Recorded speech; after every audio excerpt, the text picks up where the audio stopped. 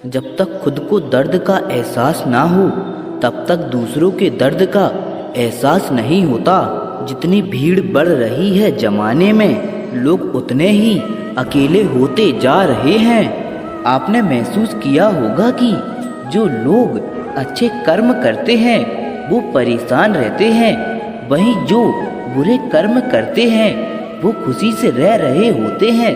अच्छे कर्म करने वाले परेशान होते हैं कि आखिर उन्हें इतनी परीक्षा क्यों देनी पड़ रही है, जबकि जो अधर्म की राह में हैं वो खुश हैं और जिंदगी का लुत्फ उठा रहे हैं। अगर आपके मन में भी ये सवाल आया है तो आज हम आपको इसका जवाब देंगे। ये जवाब वो है जो भागवत गीता में लिखा है और श्री कृष्ण ने अर्जुन को दिया था।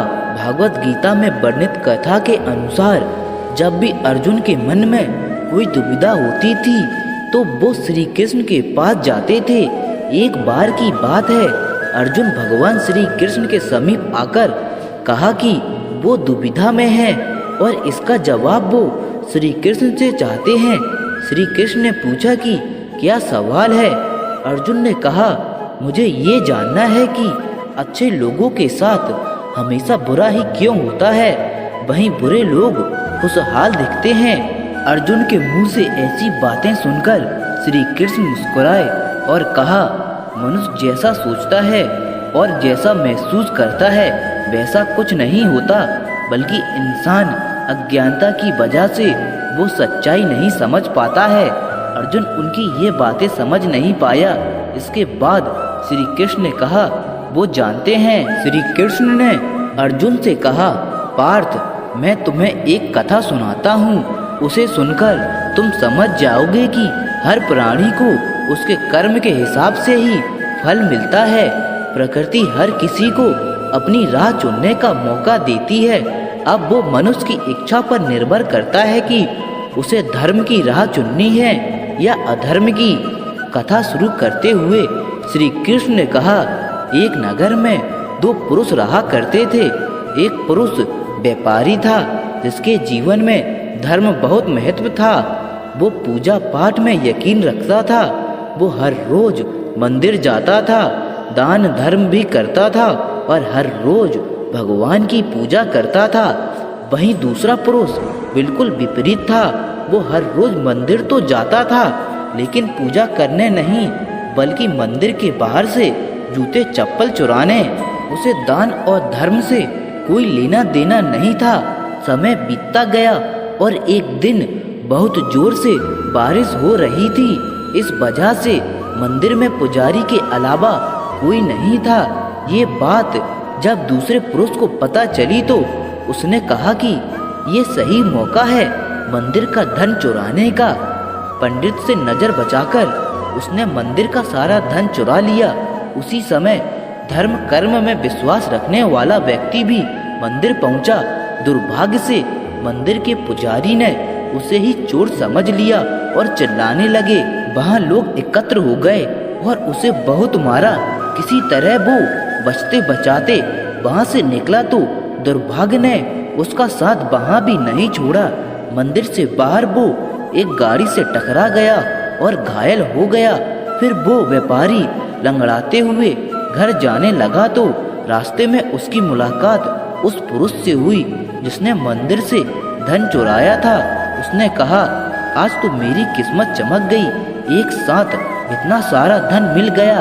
ये सब देखकर उसे बहुत बुरा लगा और उसने अपने घर से भगवान की सारी तस्वीरें निकाल दी। कुछ सालों बाद दोनों ही पुरुषों की मृत्यु हो गई। मरने के बाद जब दोनों यमराज की सभा में पहुंचे और भले पुरुष ने दूसरे व्यक्ति को देखा तो उसे बहुत गुस्सा आया। उसने क्रोधित होकर यमराज से पूछ ही लिया, मैं तो हमेशा अच्छे कर्म करता था, दान में विश्वास रखता था, उसके बदले जीवन भर मुझे अपमान और दर्द ही मिला। और इस व्यक्ति को नोटों से भरी पोटली, आखिर ऐसा भेदभाव क्यों? इस पर यमराज ने कहा, पुत्र, तुम गलत समझ रहे हो। जिस दिन तुम्हारी गाड़ी से टक्कर हुई थी वो दिन तुम्हारे जीवन का आखिरी दिन था, परंतु तुम्हारे अच्छे कर्मों की वजह से तुम्हारी मौत सिर्फ एक छोटी सी चोट में बदल गई। तुम इस दुष्ट व्यक्ति के बारे में जानना चाहते हो तो सुनो। इसके भाग्य में राज्य योग था, मगर इसके कर्मों और अधर्म की वजह से वो सिर्फ एक छोटी सी धन की पोटली में बदल गया। कथा सुनने के बाद श्री कृष्ण अर्जुन से कहते हैं, पार्थ, क्या अब तुम्हारे सवालों का जवाब मिल गया?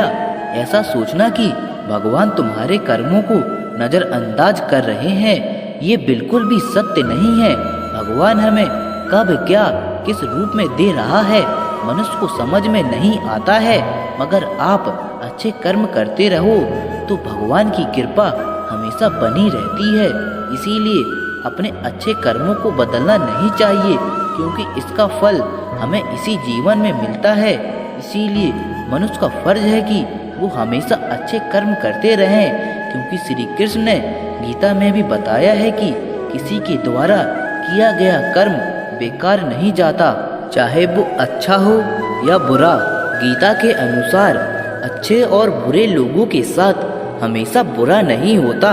इसके बजाय हमारा व्यवहार और अनुभव व्यक्तिगत मानव भावनाओं, धार्मिकता के साथ और साझेदारी के साथ बदल सकता है। भगवान श्री कृष्ण ने हमें कर्म योग, भक्ति योग, ज्ञान योग के माध्यम से, अपनी आत्मा के माध्यम से अच्छाई की ओर प्राप्त होने का मार्ग दिखाया है। गीता में दिए गए ये संदेश है कि हमें दूसरों के साथ सहानुभूति, करुणा और समझदारी के साथ बर्ताव करना चाहिए। अच्छे और बुरे के खेल में हमें विवेकपूर्ण निर्णय लेना चाहिए और बुरे गुणों को त्यागने का प्रयास करना चाहिए। जब हम इस दिशा में आगे बढ़ते हैं तो हमारा जीवन सुखमय और शांति से भर जाता है और हम दूसरों के साथ प्रेम और सहयोग से रह सकते हैं। इसके अलावा गीता में दिए गए मार्गदर्शन के माध्यम से हम अपने आप को स्वयं पहचाने और अपने उद्देश्य की दिशा में प्राप्ति कर सकते हैं, जिससे हमारे जीवन का मकसद मिलता है और हम आत्मा के साथ सद्गुणों के साथ आत्मनिर्भर बन सकते हैं। इसका संक्षेप में यह माना जा सकता है कि गीता का संदेश है कि हमारा व्यवहार हमारे स्वयं के आचरण और मानसिकता के परिणाम स्वरूप होता है और हम अपने कर्मों के माध्यम से अच्छाई की ओर बढ़ सकते हैं। अगर श्री कृष्ण की यह कथा आपको अच्छी लगी हो और आपको इससे कुछ सीख मिली हो तो इस वीडियो को जरूर लाइक करें और अपने सभी दोस्तों के साथ भी शेयर करें, ताकि हमारी आने वाली सभी आवश्यक वीडियो आप तक आसानी से पहुंच सके। धन्यवाद। राधे कृष्णा।